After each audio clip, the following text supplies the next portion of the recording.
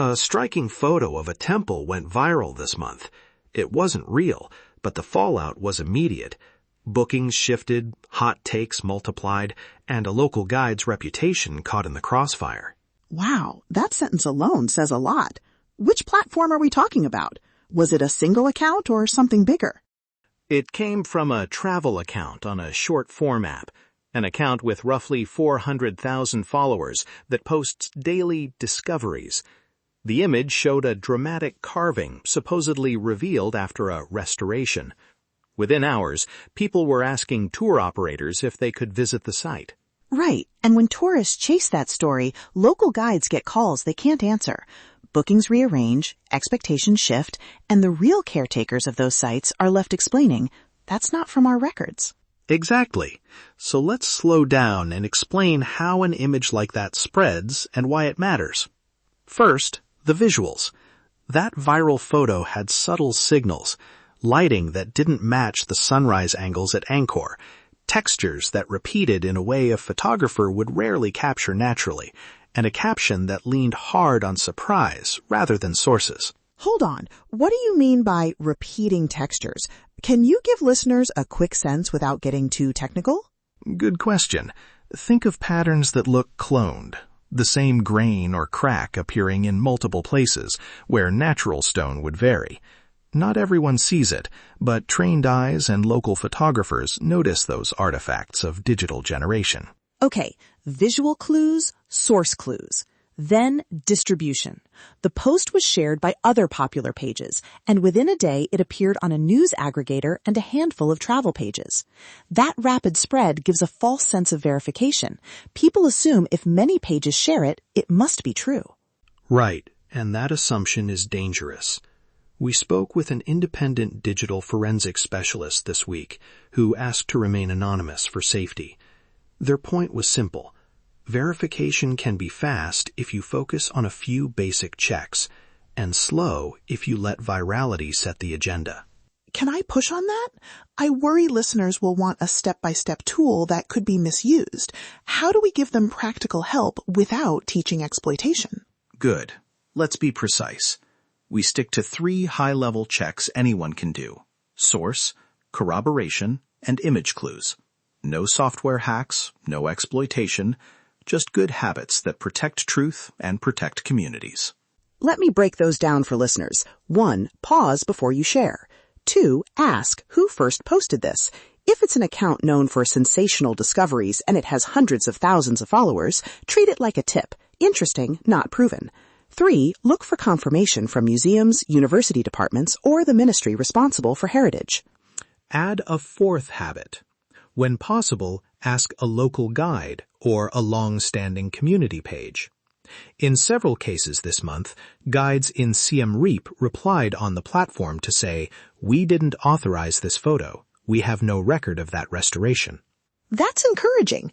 Community responses can move fast. We heard about a grassroots verification network where local guides, temple caretakers, and a couple of university researchers share notes. They flagged that viral post within hours and posted corrections to a community channel. That quick local voice made a big difference. And there are positive projects, too. In one Siem Reap initiative, elders recorded over 100 oral histories and paired them with verified photos from a community archive. That archive now serves as a counterweight to viral claims. When a post appears, volunteers poll the archive and either confirm or correct the record. That's exactly the kind of proactive work we want to amplify. It shows heritage protection isn't just blocking fakes, it's building trustworthy alternatives that invite people to learn from real Cambodian voices. We mentioned consequences earlier.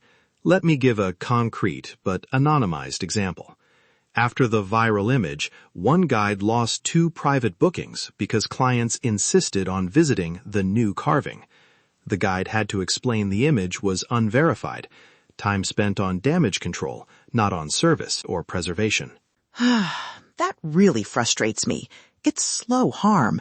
Reputation strained, small businesses disrupted, and public understanding distorted. We need better habits from international pages and editors who amplify these posts without checking local sources. I agree. And here's where constructive pressure helps. Editors can add a simple line, awaiting confirmation from local authorities.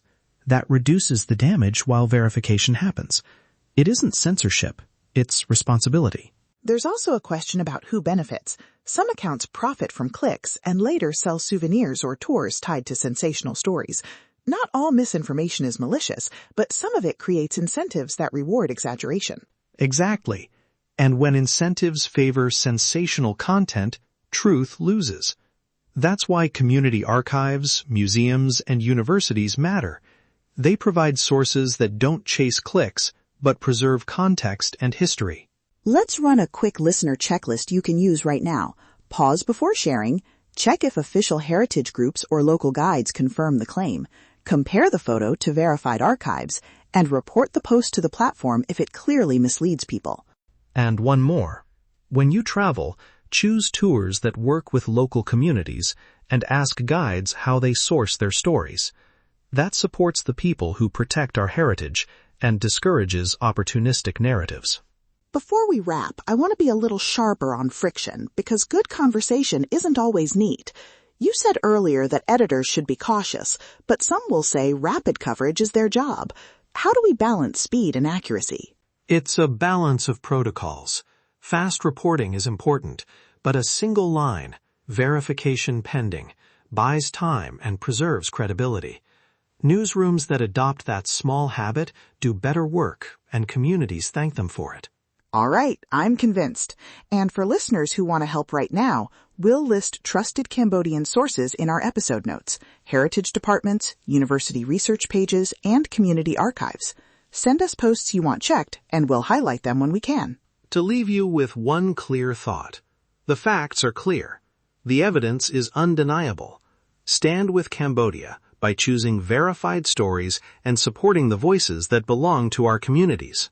If this episode helped you, please subscribe to NSP Plus TV and share responsibly. Send us the posts you want us to review, and together we'll keep the conversation honest and respectful. From Phnom Penh to the world, thank you for listening to NSP Plus TV, your news made simple. We'll see you in the next episode. Take care and keep asking for the real story.